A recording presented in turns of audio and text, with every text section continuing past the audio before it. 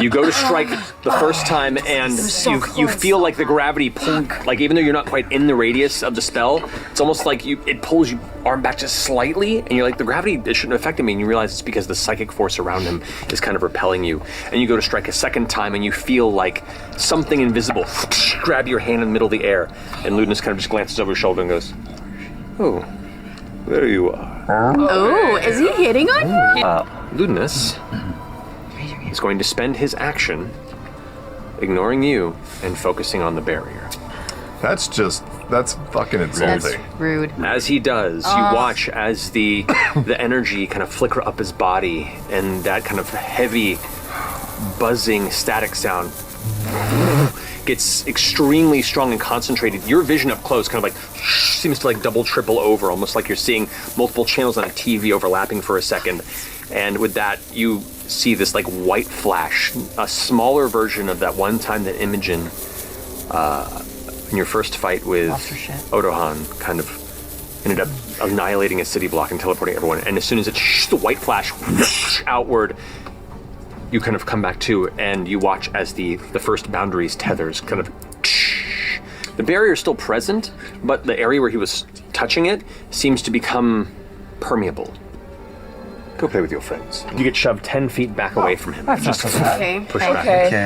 Okay. Do it, but you are on the cusp of the tug of the distant, ravenous void. I always like being on the cusp of the tug. That's okay. You can do that. I'm gonna get up here, Right in that crack there. and then I'm going to get up Pate. Hey, Miss, what's going on? What we're doing? All right, here's what I need you to do. Yeah, tell me. Listen very carefully. Yeah, listen. He's got a fleshy hole in the back of his neck. Like, Gross. It's so gross. I love it. I need you to go and like latch on to the back of his neck. Latch on to his fleshy hole. Just like, Got okay. it. I've waited for this for so long. Hey! What's that? What's going on? Oh, Fucking shit! Just and like reaches back just as like tears him from the back and like throws Pate into the rock. Oh, worth it. What I'm gonna do Yeah. from where I am now, This is a great scene. try and cast a level 5 lightning bolt. I'm gonna use a distance. I'm gonna double my Distance distance. The bolt of lightning strikes him, but you can see like the psychic field kind of reflexively appear behind him, and the bolt hits it, and it seems to ground itself, crackle around, and still get to him and still shock him, but a lot of it's been kind of disseminated into the nearby rock. I guess this make the race more interesting. He's going to cast Chain Lightning on you. Oh, I know. That's going to be Chetney. Dang. It's going to be Ashton, and it's going to be Laudna. Yeah. And technically Pate as well. I did it all for the nookie. Vanishes into a magical burst of nothing. He tried to save you, Jen. He tried. I just get black molasses splatter all over.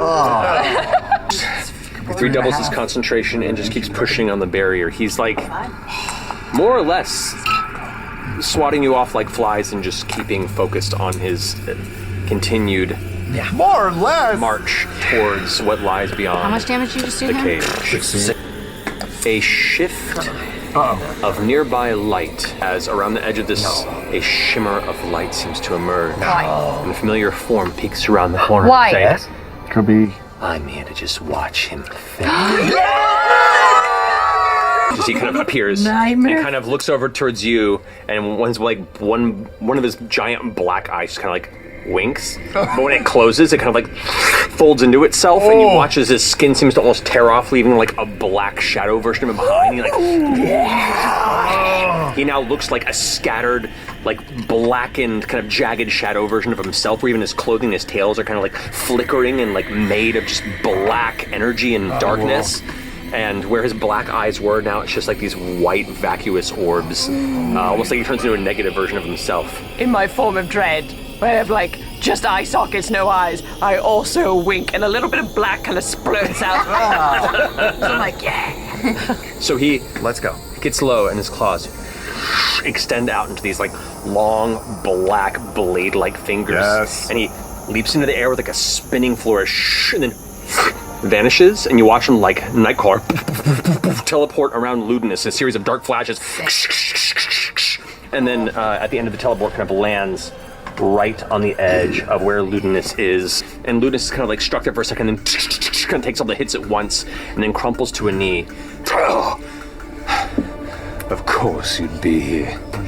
It's all I've wanted for years, to watch you fail.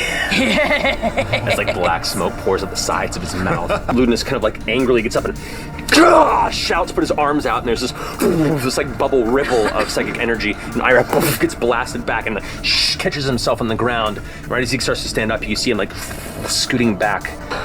So he needed to roll a 1 to fail. Yes, I hate Ludinus. So much. Oh, he's a good wizard. Where'd you go, Bubba? He's a good I'm gone. No, he's a bad. I'm gonna try 3 attacks with just my claws out. No turmoil. Yeah. Just claws. C-Pop Industries brand that sears right on the back of base of his neck. I can taste it. He's like just focused forward. Amazing. Oh God, I hope this works. Good. I'm becomes gonna a double the horse. distance with a sorcery point, and in Ludinus's head, I'm gonna just scream as loud as I can and say, "Enough!" As you take all of the rage and loss and tattered conversations and throw it right back into the core of his psyche.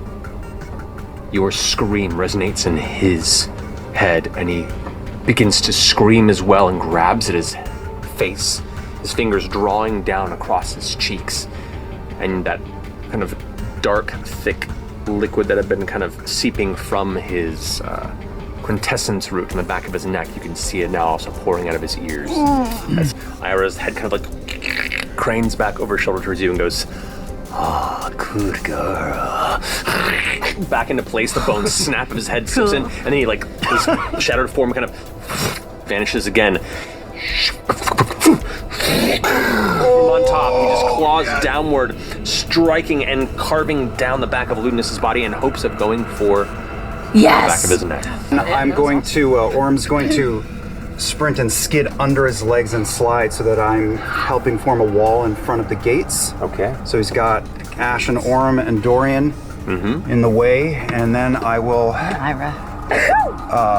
kick off the stone so that I spring up into the air, and I'll take 3 quick slashes, starting at the back of the neck.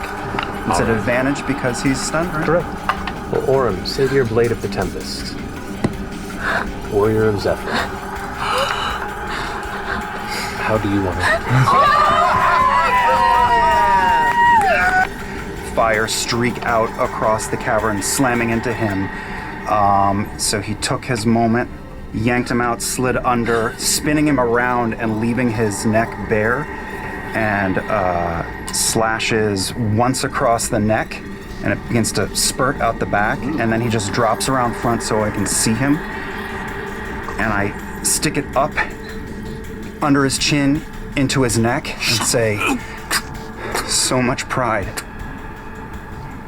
So much plotting." And I just stare at him, eyes open. Finish what must be done.